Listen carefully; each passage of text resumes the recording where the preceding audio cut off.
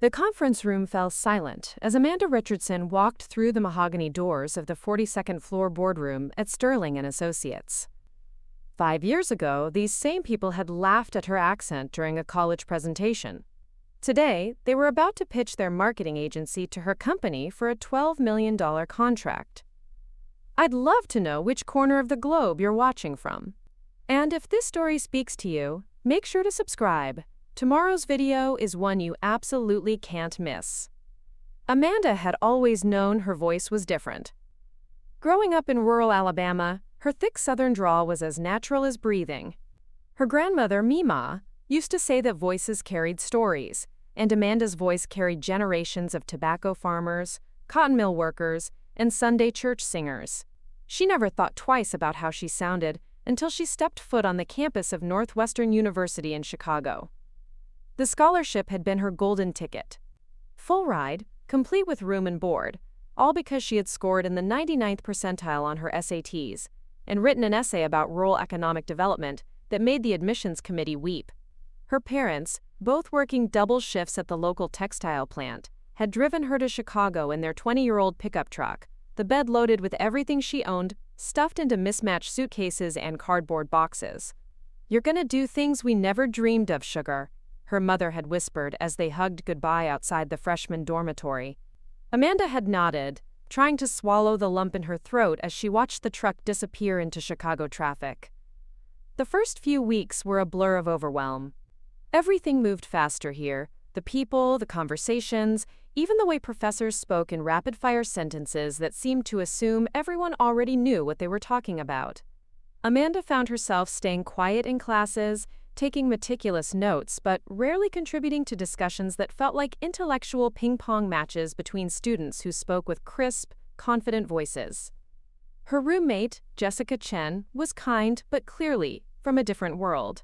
Jessica's father was a surgeon, her mother a corporate lawyer, and their casual conversations about spring break trips to Europe and summer internships at Fortune 500 companies made Amanda feel like she was listening to a foreign language. Jessica never made her feel bad about their differences, but Amanda couldn't shake the feeling that she was playing a game where everyone else knew the rules. The turning point came during her Introduction to Business Communications class. Professor Williams had assigned group presentations on international market expansion strategies, and Amanda found herself paired with Marcus Thompson, Sarah Kim, David Martinez, and Rachel Adams. All students who seemed to glide through Northwestern's social and academic circles with the kind of effortless confidence Amanda envied. Their topic was expanding American fast food chains into Southeast Asian markets.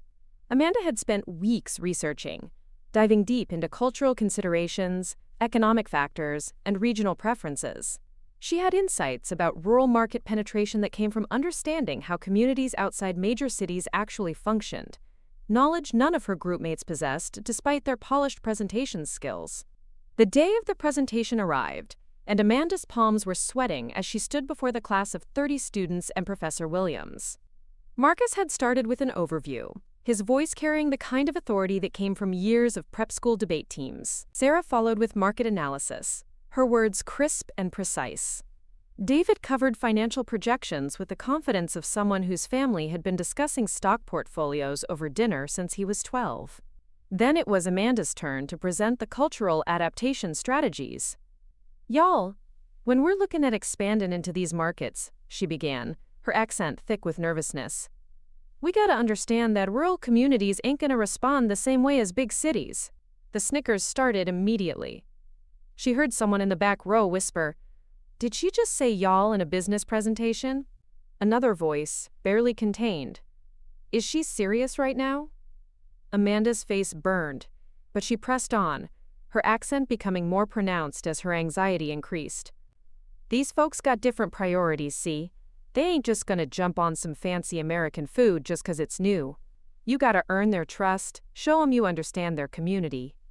Marcus was covering his mouth, trying not to laugh. Sarah had her eyes closed like she was experiencing physical pain. David was openly smirking, and Rachel was staring at her phone, clearly embarrassed to be associated with the presentation. "Furthermore," Amanda continued, her voice getting smaller but her determination growing, The economic structures in these rural areas mean that pricing strategies gotta be. I'm sorry, Marcus interrupted, his voice dripping with barely concealed condescension. But are we seriously going to present to Professor Williams using words like ain't and gotta? This is Northwestern, not a county fair. The classroom erupted in laughter. Even some students who weren't part of their group were chuckling. Amanda felt like she was shrinking into the floor, but she could hear her grandmother's voice in her head. Sugar, your words might sound different, but they carry just as much truth as anybody else's. She straightened her shoulders and continued, her accent unwavering. What I'm trying to tell y'all is that successful market penetration ain't just about having the right product. It's about understanding the heart of a community. And that understanding comes from respect in how people communicate, not mocking it. The laughter died down, and Amanda noticed Professor Williams leaning forward, paying attention in a way that suggested genuine interest rather than amusement. These rural communities, she continued, they're gonna make or break your expansion. You can spend millions on marketing in Bangkok and Ho Chi Minh City, but if you can't connect with the farmers and small business owners in the countryside, you're gonna fail. And connection with them means speaking their language, not just literally, but culturally. Amanda went on to present data she had gathered about rural purchasing patterns, community decision-making structures, and the importance of local endorsements in Southeast Asian farming communities. Her research was thorough, her insights were unique, and her recommendations were practical. But every few sentences, she could hear whispers and giggles about her pronunciation of certain words. The way she said, fixin' to, instead of about to, or how she pronounced business, with a long I sound. When she finished, the applause was polite but scattered. Marcus quickly jumped in to present the conclusion, his tone making it clear that he was trying to salvage what he considered a damaged presentation. After class, the group gathered in the hallway for their post-presentation debrief. Amanda was still shaking from the experience, but she felt proud of her research and insights. Well, that was interesting, Sarah said, her voice carefully neutral. Interesting is one word for it, David replied. Amanda, look, your research was solid, but maybe next time you could work on your delivery? I mean, this is a business school presentation, not a storytelling session at summer camp. What's wrong with how I talk? Amanda asked, her voice quieter than she intended. Nothing's wrong with it, Rachel said quickly. It's just, in professional settings, people expect a certain level of sophistication. Sophistication? Amanda repeated. Marcus jumped in, his voice taking on the tone of someone explaining something obvious to a child. Look, Amanda, your accent is fine for where you're from, but if you want to succeed in the business world, you're going to need to learn to code switch. You can't walk into a boardroom sounding like you just stepped off a farm. But I did just step off a farm, Amanda said, her anger starting to override her embarrassment. And my research was better than any of yours. I actually understood those rural markets because I've lived in one my whole life. Sure, Sarah said, but presentation matters. Content is only half the battle. The other half is delivery. And honestly, your delivery was distracting. Amanda felt tears starting to form, but she refused to let them fall in front of these people. Distracting from what? From the fact that I knew more about the topic than the rest of y'all combined? There it is again, David said with a laugh. Y'all, come on, Amanda. You're at Northwestern now. You can't keep talking like you're at a family reunion. The conversation continued for another 10 minutes, with her groupmates offering helpful suggestions about speech therapy, accent reduction classes, and the importance of professional communication standards. Each suggestion felt like another small cut, until Amanda finally excused herself and walked away. She spent that evening in the library, not studying but researching. She looked up successful business leaders with Southern accents, politicians who had never lost their regional speech patterns, and CEOs who spoke with the same inflections she had grown up hearing. She found plenty of examples, but she also found articles about accent discrimination, studies about how regional speech patterns affected hiring decisions, and forums full of people sharing stories about being told to change how they spoke in order to be taken seriously. The next few weeks were brutal. Word had gotten around about Amanda's presentation, and she found herself the subject of whispered conversations and occasional direct comments. Someone had started calling her Scarlett after Scarlett O'Hara, and the nickname stuck among certain social circles. In her economics class, when she raised her hand to answer a question about agricultural subsidies, another student audibly sighed and muttered, "Here we go again." Amanda began to speak less in class. When she did participate, she found herself carefully modulating her voice, trying to flatten out the drawl that had always been as much a part of her as her brown eyes or her stubborn cowlick.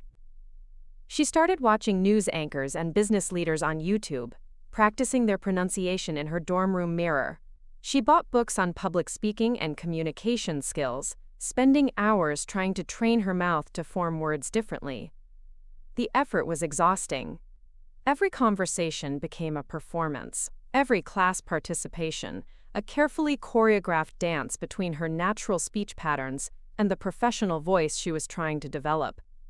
She felt like she was constantly translating herself, filtering her thoughts through a linguistic sieve that stripped away not just her accent but somehow her authenticity. Her grades remained excellent. Her professors couldn't argue with the quality of her research and analysis, but Amanda felt increasingly isolated. She stopped joining study groups, partly because she was tired of the comments, but mostly because she was tired of monitoring every word that came out of her mouth. She spent more time alone, calling home less frequently because even talking to her family had become complicated.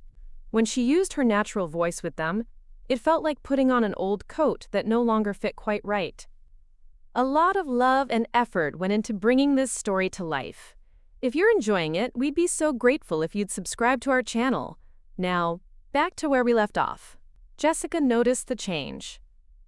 "You've been really quiet lately," she said one evening as they both studied in their room. "Everything okay?"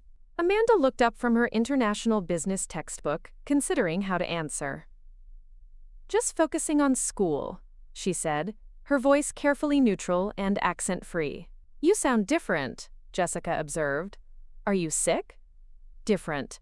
How?" Amanda asked, though she knew exactly what Jessica meant. "I don't know. More formal? You used to have this really warm way of talking. It was nice. Distinctive." Amanda felt something crack inside her chest. Distinctive.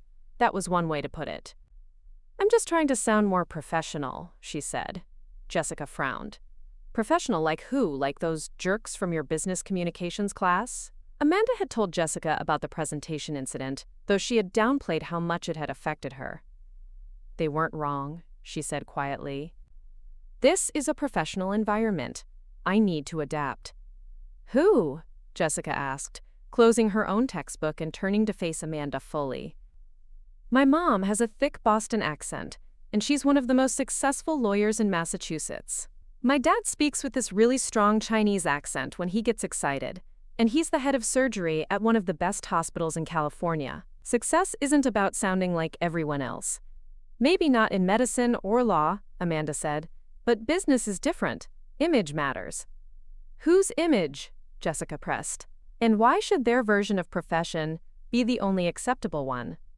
Amanda didn't have a good answer for that, but she also didn't have the energy to argue. She was tired of thinking about her voice, tired of the constant self-monitoring, tired of feeling like she was betraying either her roots or her future with every word she spoke. The semester continued, and Amanda threw herself into her coursework with even more intensity.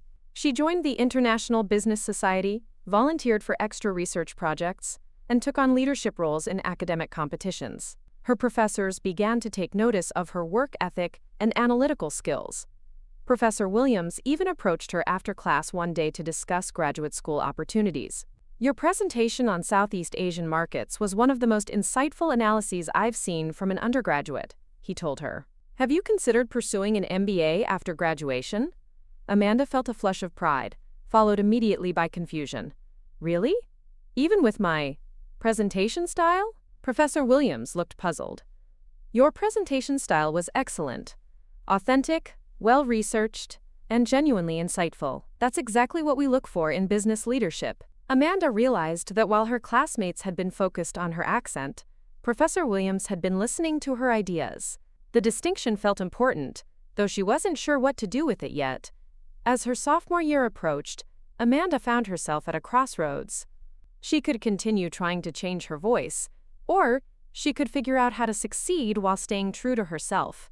The decision would end up shaping not just her college experience, but the entire trajectory of her career. Amanda's sophomore year began with a new resolve. Instead of continuing to fight against her accent, she decided to lean into it strategically. The turning point came during her first international marketing class with Professor Diana Lopez, a woman who spoke with a slight Puerto Rican accent and commanded absolute respect in the business school. On the first day of class, Professor Lopez addressed the room of 40 students with unwavering confidence. In this class, we will study how authentic communication builds trust across cultures. Authenticity, not assimilation, is what creates lasting business relationships. Amanda felt something shift inside her chest.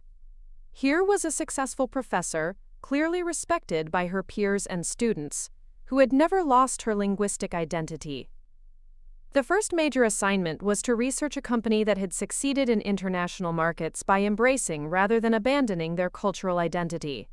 Amanda chose to study Goya Foods, the Hispanic-owned company that had become a billion-dollar empire by staying true to its roots while expanding across diverse markets.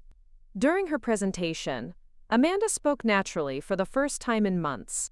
Her accent flowed through her analysis of how Goya's authentic marketing had resonated with immigrant communities, while also appealing to mainstream consumers seeking authentic flavors. "Y'all see," she said, her confidence building with each sentence. "Goya didn't try to hide who they were. They celebrated it. And that celebration became their competitive advantage." When she finished, the classroom was silent for a moment before Professor Lopez began applauding. "Exactly," she said. "Authenticity as strategy. This is how global businesses actually succeed." After class, a student named Alex Washington approached her. Alex was a junior from Detroit, and Amanda had noticed him because he was one of the few other scholarship students who seemed genuinely interested in learning rather than networking. "That was brilliant," he said. "I've been watching you in classes this year, and you're always holding back. Today was different." "Different how?" Amanda asked, though she knew exactly what he meant. "You sounded like yourself," Alex said simply.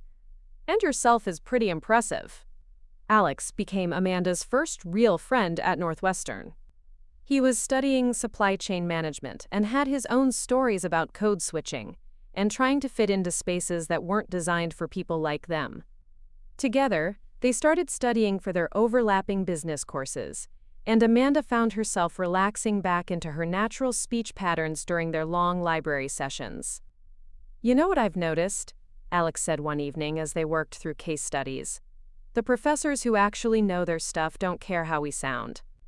It's always the students who are most insecure about their own knowledge who focus on accents and presentation style." Amanda looked up from her textbook. "What do you mean?" "Think about it," Alex continued. "Marcus Thompson from your business communications class? His dad bought his way into Northwestern with the new library wing. Sarah Kim? She's repeated half her classes because she can't handle the workload. They criticize your accent because they can't criticize your ideas." The observation hit Amanda like a revelation. She had been so focused on how she sounded that she had lost sight of what she was actually saying. And what she was saying was consistently more insightful, more thoroughly researched, and more innovative than most of her classmates. This realization crystallized during her junior year corporate strategy class. The professor, Dr. Robert Mitchell, announced a semester-long project where students would develop comprehensive business plans for hypothetical companies. Students could work alone or in pairs, and the best project would be presented at the annual Northwestern Business Symposium in front of industry professionals and alumni. Amanda partnered with Alex, and they decided to create a plan for a technology company that would provide internet infrastructure to rural communities. Amanda's deep understanding of rural economics, combined with Alex's supply chain expertise, created a powerful foundation for their project. They spent months developing their proposal for ConnectPath Technologies, a company that would use innovative satellite technology and community partnership models to bring high-speed internet to underserved rural areas. Amanda's accent became an asset as they interviewed farmers, small business owners, and community leaders who opened up to her in ways they never would have with typical business school students. These folks can tell when someone's genuine, Amanda explained to Alex after a particularly productive interview with a farming cooperative in Wisconsin. They've been talked down to by city consultants their whole lives. When they hear someone who sounds like their neighbors, they trust you enough to tell you what they really need. Their research was groundbreaking. They discovered market opportunities that larger companies had completely missed because they had never bothered to actually listen to rural communities. Amanda's linguistic authenticity had unlocked insights that would have been impossible to gain through traditional market research methods. As the business symposium approached, Amanda felt nervous but prepared. Their presentation would be in front of over 200 people, including alumni who were now CEOs, investors, and industry leaders. But she had learned something crucial over the past year. Her accent wasn't a limitation to overcome, it was a competitive advantage to leverage. The day of the symposium, Amanda wore a navy blazer her mother had bought her for Christmas, paired with a simple pearl necklace that had belonged to her grandmother. She looked professional but felt authentically herself. Their presentation slot was in the afternoon after lunch. As Amanda and Alex waited in the wings, she could hear other students presenting their projects. The presentations were polished, professional, and completely forgettable. Each one sounded like a corporate template, filled with buzzwords and conventional thinking. When their turn came, Amanda walked to the podium with steady confidence. The audience included several faces she recognized from her business communications class 3 years earlier, including Marcus Thompson, who was sitting with what appeared to be his parents in the front row. "Good afternoon, y'all," Amanda began, her voice carrying clearly through the auditorium microphone. "My name is Amanda Richardson, and this is my partner, Alex Washington. We're here to talk to you about ConnectPath Technologies and why rural America represents the most untapped market opportunity in the technology sector." She saw a few raised eyebrows in the audience, but she also saw Professor Lopez nodding encouragingly from the faculty section. "Now I know what some of y'all might be thinking," Amanda continued, her accent warm and conversational. "Rural markets? Technology? Those two things don't exactly go together in most people's minds. But that's exactly why this opportunity is so massive." For the next 20 minutes, Amanda and Alex presented their business plan with a combination of rigorous analysis and authentic insight.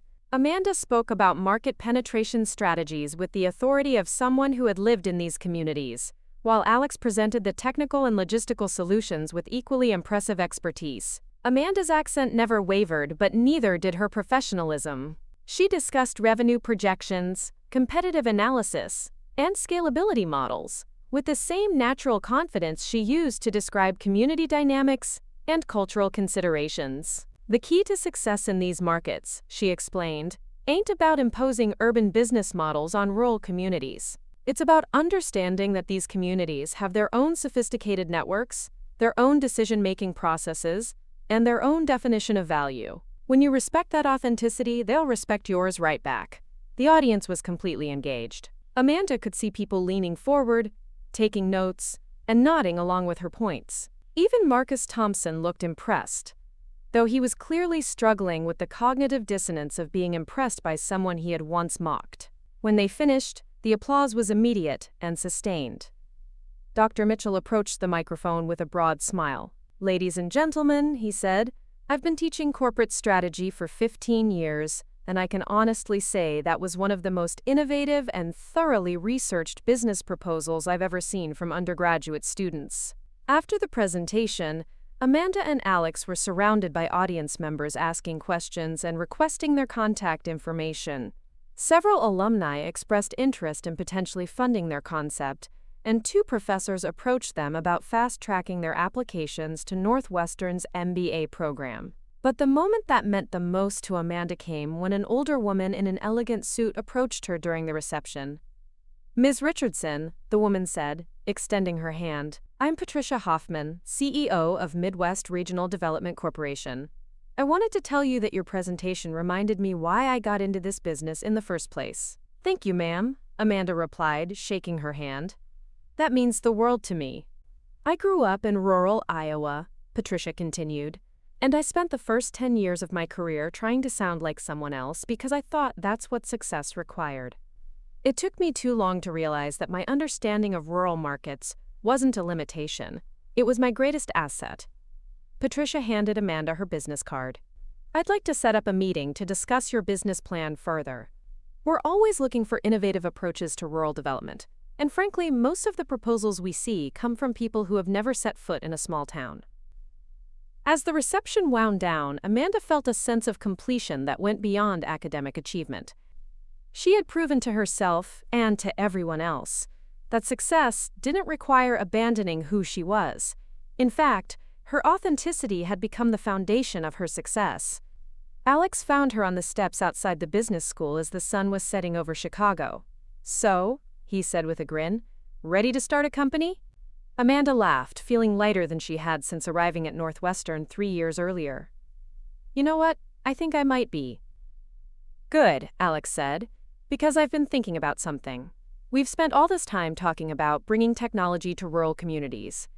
But what if we also thought about bringing rural perspectives to the technology industry?" Amanda looked at him with interest.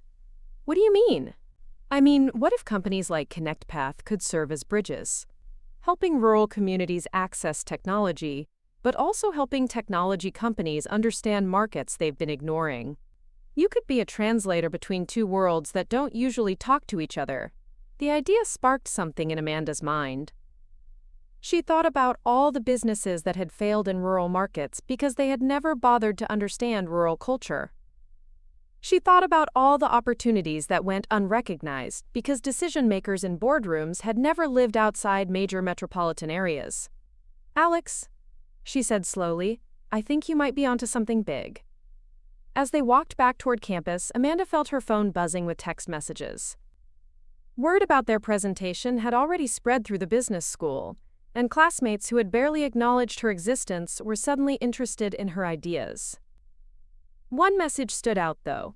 It was from Jessica, her old roommate, who had graduated the previous year and was now working at a consulting firm in New York. "Amanda, just heard about your presentation from Professor Lopez.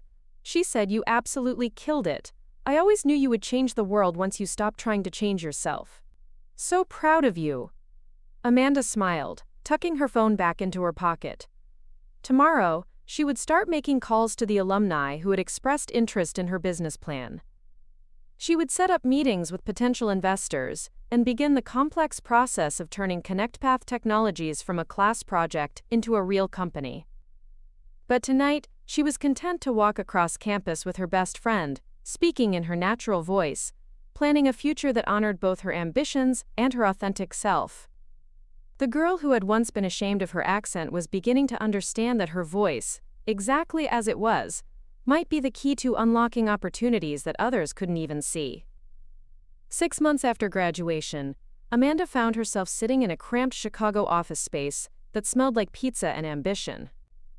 ConnectPath Technologies had officially launched with $2.3 million in seed funding from Patricia Hoffman's Development Corporation and 2 other Northwestern alumni who had been impressed by their symposium presentation.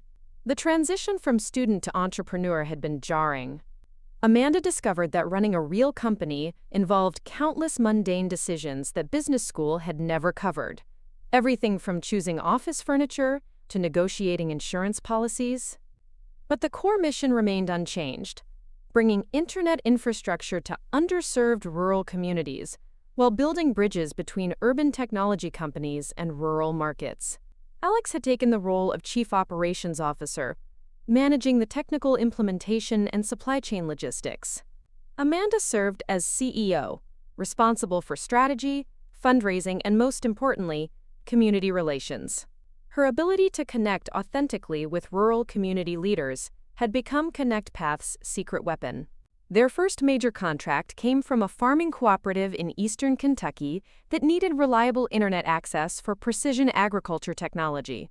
The previous technology company had treated the farmers like ignorant customers who needed to be educated about modern business practices. Amanda approached them as partners who understood their land and their needs better than any outside consultant ever could. "These folks have been managing complex operations for generations," she explained to Alex after their first site visit. "They don't need us to teach them about efficiency or productivity. They need us to provide them with tools that work within their existing systems." The Kentucky project became a case study in successful rural technology implementation. Within 18 months, the farming cooperative had increased their crop yields by 30%, while reducing resource waste by 25%. More importantly, they became enthusiastic advocates for ConnectPath, recommending the company to agricultural networks across the region. Word spread quickly through rural business communities, the way news always traveled in small towns, through personal relationships and proven results rather than marketing campaigns. Amanda found herself traveling constantly, meeting with farming cooperatives, small manufacturers, and rural healthcare networks that had been ignored by larger technology companies. The growth was exponential but challenging. By their second year, ConnectPath had expanded to serve clients across 12 states, but Amanda was burning out from constant travel and the pressure of managing rapid expansion. She needed to build a management team, but finding executives who could navigate both sophisticated technology markets and authentic rural relationships proved nearly impossible. The solution came from an unexpected source. During a client meeting in rural Tennessee, Amanda met Carter Brooks, a Nashville-based venture capitalist who had been visiting the same manufacturing client. Carter had grown up on a cattle ranch in Montana before earning his MBA from Wharton and building a career in technology investments. "I've been watching your company for the past year," Carter told her over coffee after their client meeting. "What you've built is remarkable, but you're going to need serious capital and operational expertise to scale nationally." Amanda was cautious. ConnectPath had received dozens of investment offers, but most potential investors wanted to change their community-focused approach in favor of more traditional technology sales models. "What makes you different?" she asked directly. Carter smiled, and when he answered, Amanda detected the faint trace of a Montana drawl that had been carefully modulated by years in corporate boardrooms. "Because I understand what you're really building here. This isn't just about internet infrastructure. You're creating a new model for how technology companies can serve markets they've never understood how to reach." Over the following months, Carter's venture capital firm, Meridian Growth Partners, conducted extensive due diligence on ConnectPath. The process was rigorous but respectful, with Carter's team taking time to visit rural client sites and understand the community relationships that formed the foundation of Amanda's business model. The investment offer was substantial: $15 million in Series A funding in exchange for 30% equity and 2 board seats. More importantly, Carter's firm brought operational expertise in scaling technology companies and connections throughout the telecommunications industry. Amanda accepted the investment, but she negotiated carefully to maintain control over ConnectPath's community engagement philosophy. She had learned to trust her instincts about preserving the authentic relationships that made their business model successful. The capital infusion allowed ConnectPath to expand dramatically. Amanda hired a team of community liaisons, most of them people from rural backgrounds, who could build genuine relationships with clients. She also invested heavily in research and development, creating technology solutions specifically designed for rural applications rather than simply adapting urban-focused products. By their 4th year, ConnectPath had become a nationally recognized leader in rural technology infrastructure. Amanda found herself invited to speak at industry conferences, testify before congressional committees on rural development, and consult with government agencies on bridging the digital divide. The success brought unexpected challenges. Amanda discovered that visibility came with scrutiny, and not all of it was positive. Industry publications praised ConnectPath's innovative approach, but occasionally included subtle criticisms of Amanda's unconventional communication style. One particularly stinging article in Tech Weekly described her as, quote, "charmingly folksy but perhaps lacking the sophisticated presence expected of a major technology CEO." Alex found her reading the article in her office one evening, her jaw clenched with familiar frustration. "You're not seriously letting that garbage get to you," he said, closing her office door and settling into the chair across from her desk. "It's not just this article," Amanda replied. "It's the pattern. Every time we get coverage, there's some comment about my accent, my background, my unusual approach to business. They can't just evaluate our results." "Our results are phenomenal," Alex pointed out. "We've got 97% client retention, we're profitable ahead of schedule, and we've created over 300 jobs in rural communities. What more do they want?" They want me to sound like every other technology CEO, Amanda said. Professional, polished, generic. Alex leaned forward. Amanda, do you remember why Patricia Hoffman first invested in us? It wasn't because you sounded like every other CEO.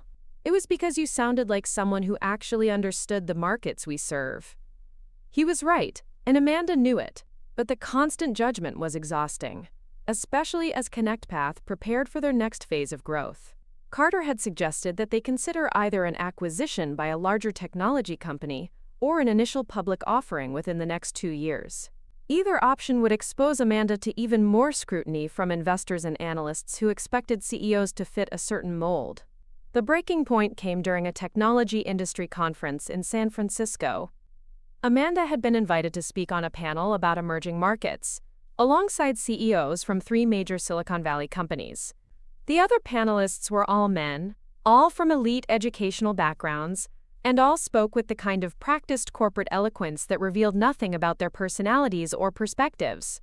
During the Q&A session, an analyst from Goldman Sachs asked Amanda about ConnectPath's expansion strategy. As she began to explain their community partnership approach, she noticed several audience members exchanging glances and barely suppressed smiles. So you're saying, the analyst interrupted, that your growth strategy depends on what you call authentic relationships with rural clients? How do you quantify authenticity as a business metric? The question was designed to make her sound naive, and Amanda felt the familiar burn of being condescended to by people who had never tried to build what she had built. Well, she replied, her accent thickening with determination, I reckon authenticity gets quantified pretty clearly in our client retention rates, our referral percentages, and our profit margins. While y'all are spending millions on customer acquisition, we're getting new clients through word-of-mouth recommendations from people who trust us enough to stake their livelihoods on our services. The room fell silent for a moment before scattered applause began, building into sustained clapping. Amanda realized that while some audience members had been smirking at her accent, others had been nodding along with her points. After the panel, she was approached by Margaret Chen, the CEO of a major telecommunications company. Ms. Richardson, Margaret said, I wanted to tell you that your presentation was the most honest discussion of customer relationships I've heard at one of these conferences in years. Most of us have forgotten that business is ultimately about human connections. Margaret handed Amanda her card. I'd like to discuss a potential partnership between our companies. We've been trying to crack rural markets for decades, and we keep failing because we approach them like urban markets with different zip codes. I think we could learn a lot from your model. As Amanda flew back to Chicago that evening, she reflected on the day's events. The criticism stung, but the genuine interest from potential partners like Margaret Chen reminded her that success in business wasn't about conforming to other people's expectations. It was about creating value that couldn't be ignored. ConnectPath's 5th anniversary approached with the company positioned for its next major growth phase. Amanda had built a team she trusted, developed technology solutions that were genuinely innovative, and created a business model that served communities other companies had written off as unprofitable. More importantly, she had proven that authenticity wasn't just a nice ideal. It was a competitive advantage that couldn't be replicated by companies that treated rural markets as afterthoughts or obstacles to overcome. The girl who had once been mocked for her accent was now running a company that major corporations wanted to partner with, precisely because her authentic voice had unlocked opportunities they couldn't access on their own. 7 years after launching ConnectPath Technologies, Amanda stood in the executive bathroom of her company's new headquarters on the 20th floor of a gleaming Chicago office tower. The marble countertops and floor-to-ceiling windows overlooking Lake Michigan were a far cry from the cramped startup space where she and Alex had eaten pizza for dinner 3 nights a week. ConnectPath had grown into a $200 million company with over 800 employees across 15 states. What had started as a rural internet infrastructure business had evolved into a comprehensive technology consulting firm specializing in underserved markets. Fortune 500 companies now hired ConnectPath to help them understand and enter rural, small-town, and overlooked urban markets that their traditional strategies had failed to penetrate. Amanda adjusted her tailored navy suit jacket and checked her appearance one final time. In 30 minutes, she would be sitting across from executives from Sterling and Associates, one of Chicago's most prestigious marketing agencies, as they pitched for a $12 million contract to handle ConnectPath's national expansion campaign. The irony wasn't lost on her. Sterling and Associates was where Marcus Thompson now worked as a senior vice president, 5 years after graduating from Northwestern's MBA program. Sarah Kim had joined as an account director 2 years prior, and David Martinez worked there as a creative strategist. The same people who had once mocked her accent were about to ask for her business. Amanda's assistant, Kelly Harrison, knocked on the bathroom door. "Ms. Richardson? The Sterling team just arrived. They're setting up in conference room A." "Thank you, Kelly. I'll be right there." Amanda had learned about the Sterling team's composition 3 weeks earlier when their proposal arrived. She had stared at the names on the presentation team list for a full minute before calling Alex into her office. "You're not going to believe this," she had said, sliding the proposal across her desk. Alex had scanned the document, his eyebrows rising as he recognized the names. "Marcus Thompson? Sarah Kim? Are you kidding me?" "I wish I were. Are you going to tell them you know them?" Amanda had considered the question carefully. "I'm going to let them figure that out for themselves." Over the past 3 weeks, Amanda had done extensive research on Sterling and Associates and their potential team. Marcus had built a respectable career in brand strategy, though his client results were mixed. Sarah specialized in digital marketing for technology companies, with a portfolio that looked impressive on paper but lacked any breakthrough successes. David had won several creative awards for campaigns targeting urban millennial demographics. None of them had any experience with rural markets, small-town consumers, or the kind of authentic community engagement that ConnectPath needed for their expansion campaign. Their previous work showed a consistent pattern of slick, sophisticated marketing that appealed to urban professionals, but would likely alienate the authentic, relationship-based audiences that ConnectPath served. Amanda walked into conference room A at exactly 2 o'clock. The Sterling team was already seated around the polished conference table, their laptops open and presentation materials neatly arranged. Marcus sat at the head of the table, his hair perfectly styled and his suit clearly expensive. Sarah was to his right, typing rapidly on her phone. David was reviewing notes, and 2 junior associates flanked them on either side. They looked up as Amanda entered, and she watched recognition dawn on their faces in slow motion. Marcus's confident smile faltered slightly. Sarah's typing stopped mid-sentence. David's mouth opened as if he wanted to say something but couldn't find the words. "Good afternoon," Amanda said, her voice warm but professional. "I'm Amanda Richardson, CEO of ConnectPath Technologies. Thank you for coming in today."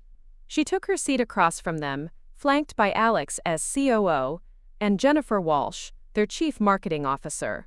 The silence stretched for several seconds before Marcus recovered his composure. "Amanda," he said, his voice carefully controlled. It's great to see you again. Congratulations on everything you've built here." "Thank you," Amanda replied evenly. "I understand y'all have a presentation for us today." The next hour was fascinating to watch. Marcus led the presentation with his typical polished confidence, but Amanda could see the uncertainty behind his eyes. The Sterling team had clearly prepared an impressive pitch, complete with sophisticated market analysis, creative concepts, and implementation timelines. But as they spoke, it became increasingly obvious that they fundamentally misunderstood ConnectPath's brand and target audience. Their proposed campaign focused on positioning ConnectPath as a, quote, disruptive technology innovator that would revolutionize rural infrastructure through cutting-edge solutions. Sarah presented creative concepts that featured sleek graphics, modern typography, and aspirational messaging about bringing rural America into the digital future. The language was sophisticated and the visuals were polished, but everything felt generic and disconnected from the authentic relationships that formed the foundation of ConnectPath's success. David's creative strategy emphasized elevating ConnectPath's brand perception through premium positioning and sophisticated messaging frameworks. He proposed moving away from what he called folksy communication in favor of industry-leading professional standards. Amanda listened without interrupting, taking notes and maintaining a neutral expression. She could see Alex struggling not to smirk, as the Sterling team essentially proposed to strip away everything that made ConnectPath successful and replace it with conventional technology marketing. When they finished, Marcus looked at Amanda expectantly. "So what do you think? We're excited about the opportunity to help ConnectPath reach the next level of market sophistication." Amanda set down her pen and looked directly at Marcus. "I appreciate the effort y'all put into this presentation, but I have to ask, did you do any research into why our current approach has been successful?" Marcus shifted in his seat. "Of course. We understand that ConnectPath has built strong relationships in rural markets. Our strategy is designed to maintain those relationships while expanding your appeal to more diverse demographics." "More diverse demographics," Amanda repeated. "Such as," Sarah jumped in, "urban technology decision-makers, government procurement officers, enterprise clients who might be put off by overly regional messaging." "Overly regional messaging," Amanda said, her accent becoming slightly more pronounced. "Could you give me an example of what you mean by that?" The Sterling team exchanged uncomfortable glances. Finally, David spoke up. "Well, for instance, your current tagline is, 'Technology that understands your community.' It's nice, but it doesn't convey the sophistication and scale of your capabilities." Amanda leaned back in her chair. "And what would you suggest instead? Something like connecting communities through innovative solutions or advanced infrastructure for modern markets," Marcus replied. "Language that positions you as a serious technology leader rather than a regional service provider." Amanda was quiet for a moment, studying their faces. These were the same people who had once laughed at her accent, told her she needed to change how she spoke to be taken seriously in business. Now they were sitting in her boardroom, asking for a $12 million contract to help her company reach the next level. "I'm curious," she said finally. "What do y'all know about our client retention rate?" Marcus consulted his notes. "According to your materials, it's 97%. "That's right. And our referral rate?" 84% of new clients come through existing client recommendations, Sarah answered. "Correct. And our profit margins compared to our competitors?" David shifted uncomfortably. "Significantly higher, according to industry reports." Amanda nodded. "So help me understand something. We have the highest client retention in our industry.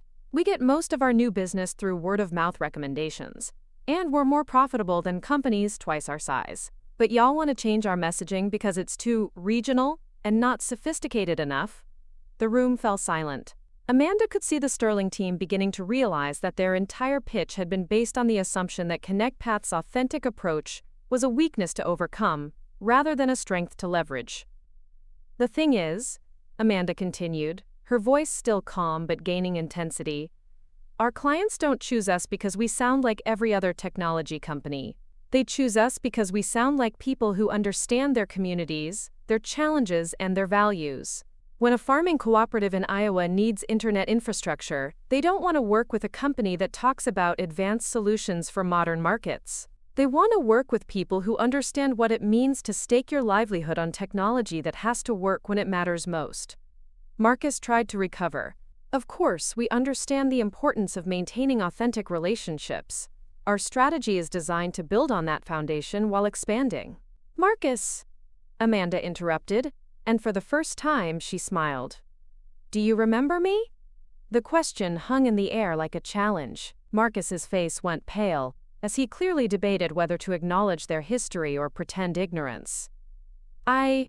"Yes," he said finally. "Northwestern. Business communications class." "That's right," Amanda said. "The presentation where I talked about rural market penetration strategies. The one where y'all spent more time laughing at how I sounded than listening to what I was saying." Sarah and David looked mortified. The junior associates appeared confused, but uncomfortable with the sudden tension in the room. Amanda continued, her voice steady but pointed. "I remember y'all telling me that I needed to learn to code switch if I wanted to succeed in business. That I couldn't walk into a boardroom sounding like I had just stepped off a farm. That successful companies required sophisticated communication standards." She gestured around the elegant conference room. "Well, here we are, in my boardroom. And the company I built, by staying true to how I communicate, by embracing rather than hiding my background, is successful enough that y'all are asking me for $12 million to help us grow even bigger. The silence in conference room A stretched uncomfortably as Amanda's words settled over the Sterling and Associates team. Marcus had gone completely pale, Sarah was staring at her hands, and David looked like he wanted to disappear through the floor. The two junior associates sensed the tension, but clearly had no idea what was happening. Amanda wasn't finished. "You know what the most interesting part is?" she continued, her voice maintaining its professional tone while her accent remained unmistakably present. "Y'all just spent an hour proposing to change everything that made Connect Paths successful. You want to replace authentic communication with corporate buzzwords, strip away regional identity in favor of generic sophistication, and turn our community relationships into, quote, market penetration strategies." She picked up Sterling's presentation materials and flipped through a few pages. "This entire pitch is based on the same assumption y'all made 7 years ago.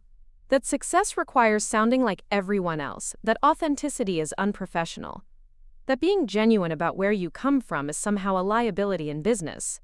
Marcus finally found his voice. "Amanda, we didn't mean to suggest that your approach isn't successful. Obviously, Connect Path's results speak for themselves." "Do they?" Amanda asked pointedly. "Because your presentation suggests otherwise. You literally just told me that our messaging needs to be more sophisticated and less regional. You recommended moving away from what you called folksy communication. Sound familiar?" Sarah shifted uncomfortably in her seat. "We were just trying to help you expand into new markets." "New markets," Amanda repeated. "Like the enterprise clients y'all mentioned? The government contracts? The urban technology decision makers who might be, quote, off by authentic communication?" She reached for a folder from her side of the table and opened it deliberately. "Let me share some information that didn't make it into your research. Last quarter, Connect Paths signed a $15 million contract with the Department of Agriculture to provide technology infrastructure for rural development programs across 12 states. We beat out 3 major telecommunications companies for that contract." The Sterling team looked surprised. Amanda continued, "2 months ago, we closed a partnership deal with Microsoft to help them understand and enter small-town markets they've been trying to crack for years. The deciding factor, according to their rural strategy director, was our authentic relationships with community leaders who could provide genuine insights rather than market research abstractions." Alex jumped in smoothly. "And last month we were approached by Amazon to consult on their rural logistics challenges. They specifically requested Amanda to lead the engagement because, and I quote, her authentic communication style builds trust with stakeholders who have been burned by previous corporate partnerships." Amanda smiled at her longtime business partner before turning back to the Sterling team. "So when y'all suggest that we need more sophisticated messaging to appeal to enterprise clients, you're recommending that we abandon the exact approach that's been winning us those contracts." Marcus was clearly struggling to process this information. We obviously misunderstood your current market position." "No," Amanda said firmly. "Y'all understood it perfectly. You just made the same mistake you made 7 years ago. You assumed that sounding different meant being less capable, less professional, less worthy of respect." She stood up and walked to the window overlooking Lake Michigan, her back to the Sterling team. "Do you know what I did after that business communications presentation? I spent months trying to change how I talked. I practiced professional pronunciation in my dorm room mirror. I bought books on accent reduction. I forced myself to speak like I thought successful people were supposed to sound." Amanda turned back to face them. "And you know what happened? I became less effective, not more. When I tried to sound like everyone else, I lost the very thing that made me valuable. My ability to connect authentically with people who had been overlooked, dismissed, or misunderstood by the business world." David finally spoke up, his voice quiet. "Amanda, we were young and stupid. College students saying ignorant things. We've grown since then." "Have you?" Amanda asked. "Because your presentation today suggests otherwise. You just spent an hour trying to convince me to hide the exact qualities that built this company. How is that different from telling a college student she needed to hide her accent to be taken seriously? Sarah looked up from her hands. We genuinely thought we were helping. The corporate world can be harsh about regional accents. We've seen talented people held back because they didn't fit certain expectations. And instead of challenging those expectations, Amanda replied, y'all chose to reinforce them. You told people like me to change ourselves rather than working to change the systems that were unfair in the first place. She returned to her seat and looked directly at Marcus. Here's what really bothers me about today. It's not just that y'all once mocked my accent. We were kids, and kids say stupid things. It's that you learned nothing from being wrong. 7 years later, you're still operating from the same assumptions about what professionalism looks like and who deserves to be taken seriously. Marcus tried again. If we could redesign our approach based on what you've told us today. Marcus, Amanda interrupted, this isn't about redesigning your pitch. This is about fundamental understanding. ConnectPath doesn't need a marketing agency that will learn to tolerate our authentic approach. We need partners who understand that our authenticity is our competitive advantage. Alex pulled out his own folder and placed it on the table. We've actually been working with Hartwell Creative for the past 6 months. They're a smaller agency based in Nashville, founded by people who understand that authentic regional identity isn't something to overcome. It's something to celebrate and leverage strategically. Amanda nodded. Hartwell helped us develop our expansion strategy by deepening our authentic approach, not abandoning it. Their campaign for our West Coast expansion featured real ConnectPath clients telling their own stories in their own voices. The results exceeded our projections by 40%. Jennifer Walsh, ConnectPath's Chief Marketing Officer, spoke for the first time during the meeting. Hartwell's philosophy is that authenticity scales better than artificiality. Instead of trying to make us sound like every other technology company, they help us articulate why being different is valuable. The Sterling team was clearly processing that they had already lost this contract before the meeting began. But Amanda wasn't finished with her lesson. I want y'all to understand something, she said, her accent full and natural. ConnectPath's success isn't despite our authentic approach. It's because of it. We win contracts that other companies can't win because we build relationships other companies can't build. We solve problems other companies can't solve because we understand communities other companies never bothered to learn about. She gestured toward the window and the city beyond. There are millions of people in small towns, rural communities, and overlooked neighborhoods who have been ignored by the technology industry because companies assumed they weren't sophisticated enough, weren't profitable enough, weren't worth the effort to understand. Those communities represent massive untapped markets, but they can smell inauthentic corporate messaging from miles away. Amanda's voice grew stronger.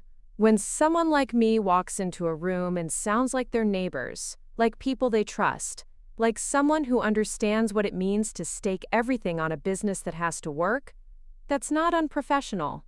That's irreplaceable. Marcus looked genuinely shaken. Amanda, I owe you an apology. We all do. What we said in college was wrong and what we proposed today was misguided. I appreciate that, Amanda replied, but apologies don't fix the fundamental problem. How many other students did y'all encounter over the years who spoke differently, came from different backgrounds, had different perspectives? How many of them did you encourage to change themselves instead of valuing what they brought to the table? Sarah spoke up hesitantly. Probably more than we realized. And how many talented people never reached their potential because they spent their energy trying to sound like someone else instead of developing their unique strengths? Amanda continued. How many innovative solutions never got proposed because the people who understood underserved markets felt like they had to hide their understanding to be taken seriously? The weight of her questions settled over the room. Amanda had shifted from confronting their past behavior to illustrating its broader consequences. Business schools and corporations love to talk about diversity and inclusion, she said. But they often mean diversity of appearance, while maintaining conformity of expression. Real inclusion means valuing different perspectives, different experiences, and yes, different ways of communicating. Alex stood up, signaling that the meeting was concluding. We appreciate y'all taking the time to present today, but ConnectPath has already committed to working with Hartwell Creative for our expansion campaign. As the Sterling team began packing their materials, Amanda offered one final observation. I hope y'all learned something today. Not just about Connect Path, but about the assumptions you carry into every client interaction. Success in business isn't about making everyone sound the same. It's about helping people leverage their authentic strengths to create value that couldn't exist any other way. Marcus paused at the door. For what it's worth, Amanda, seeing what you've built, it's incredible. And you were right 7 years ago about everything. I know I was, Amanda replied with a slight smile.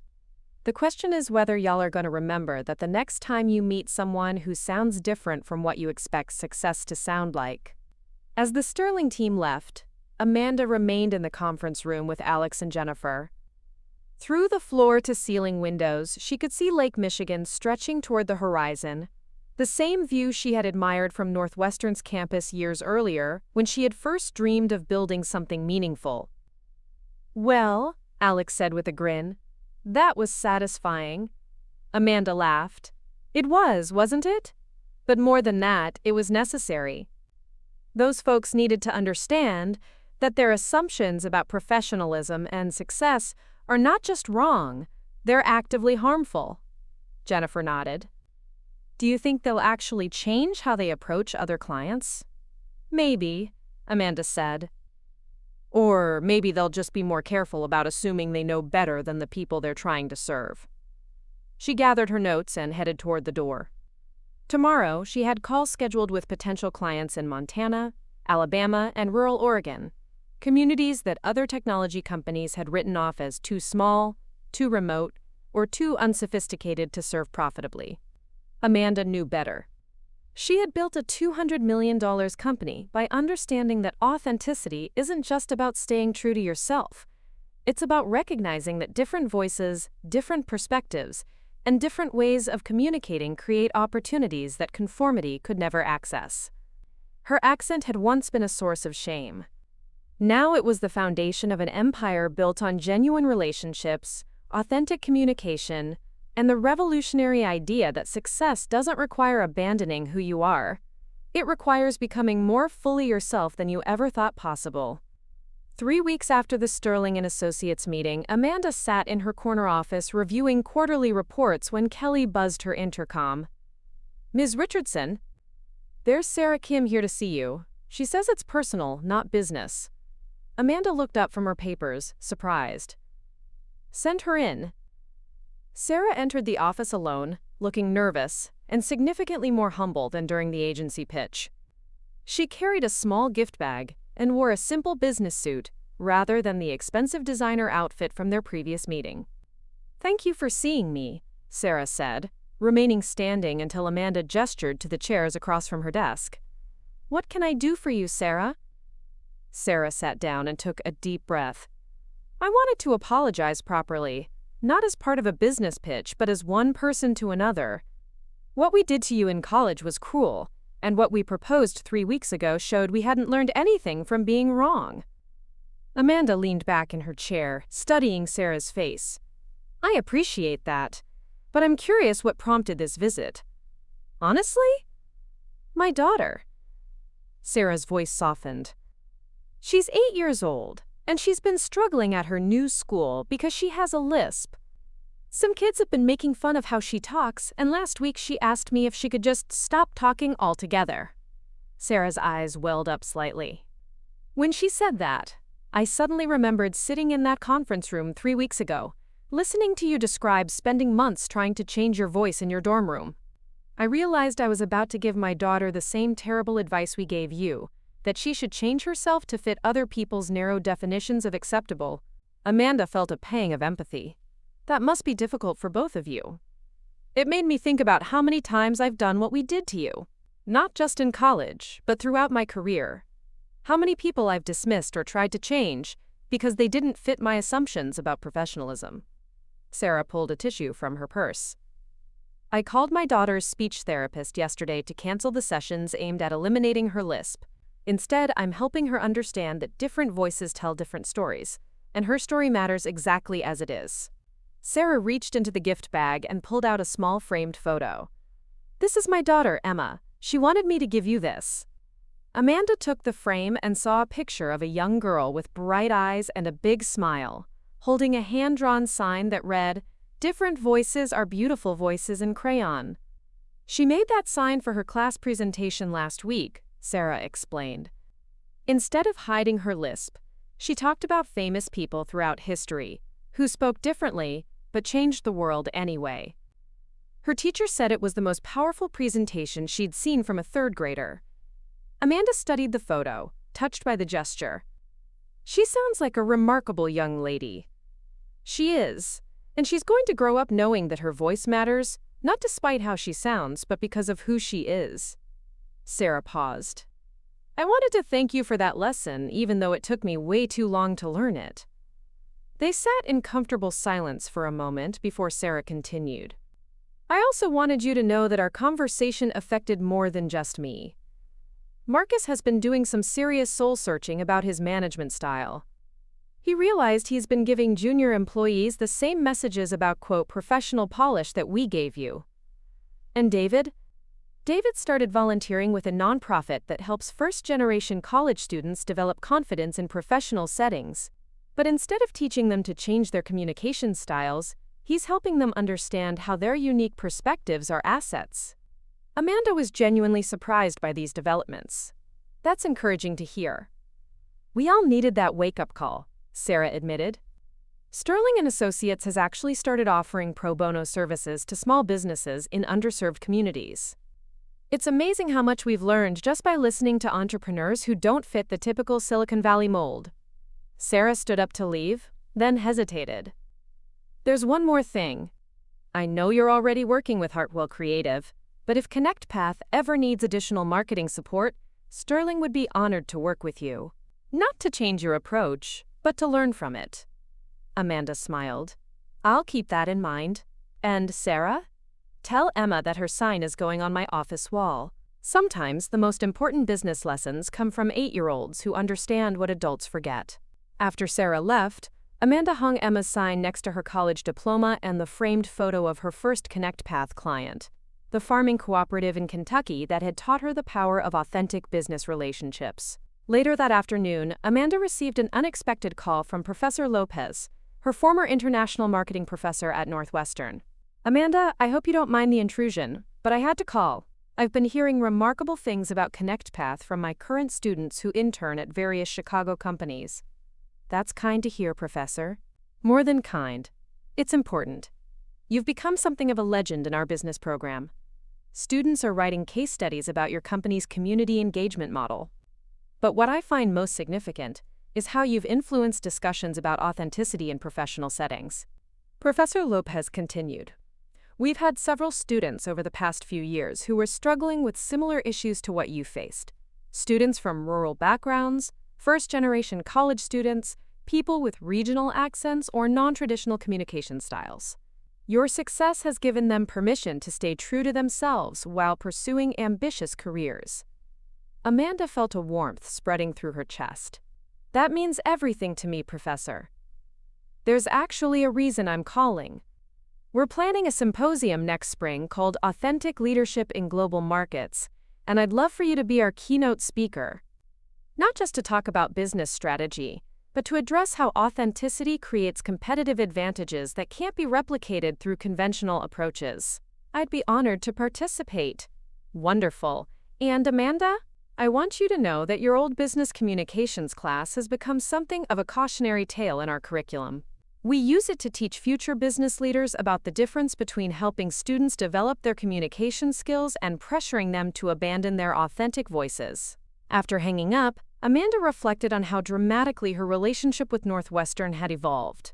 The institution that had once felt hostile to her differences now wanted to celebrate those same qualities as examples of successful leadership. As the sun set over Lake Michigan, Amanda walked through ConnectPath's offices, observing her team preparing for the next day's client calls. Her community liaisons were scattered across rural America, building relationships with small-town mayors, farming cooperatives, and regional manufacturers. Her technical teams were developing infrastructure solutions specifically designed for communities that larger companies had deemed unprofitable to serve. She paused at the break room where several employees were sharing stories from recent client visits. Maria Gonzalez, a community liaison from rural Texas, was describing how her bilingual communication had helped ConnectPath secure a major contract with Hispanic-owned businesses along the border. James Running Bear, who managed relationships with Native American tribal councils, was explaining how his understanding of tribal decision-making processes had opened markets that other technology companies had never successfully penetrated. Keisha Williams, who had grown up in rural Mississippi, was discussing how her authentic connection with Black farming communities had led to partnerships that were transforming agricultural technology adoption in the Southeast. Amanda listened to these conversations and realized that ConnectPath had become something larger than she had originally envisioned. It wasn't just a technology company.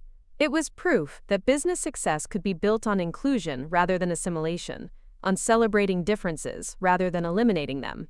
Her phone buzzed with a text from Alex. Board meeting tomorrow confirmed. Meridian wants to discuss Series B funding. Carter says our community engagement model is attracting international attention. Companies in Australia and Canada want to license our approach. Amanda smiled, remembering the scared college student who had once practiced professional pronunciation in her dorm room mirror. That girl could never have imagined that her authentic voice would become the foundation of a business model that other companies around the world wanted to replicate. She thought about Emma Kim's crayon sign, "Different voices are beautiful voices." The 8-year-old had captured something that too many business schools, corporations, and professional development programs still struggled to understand. Success wasn't about sounding like everyone else. It was about bringing your authentic self to challenges that required perspectives others couldn't provide. It was about understanding that the qualities that made you different weren't obstacles to overcome, but advantages to leverage.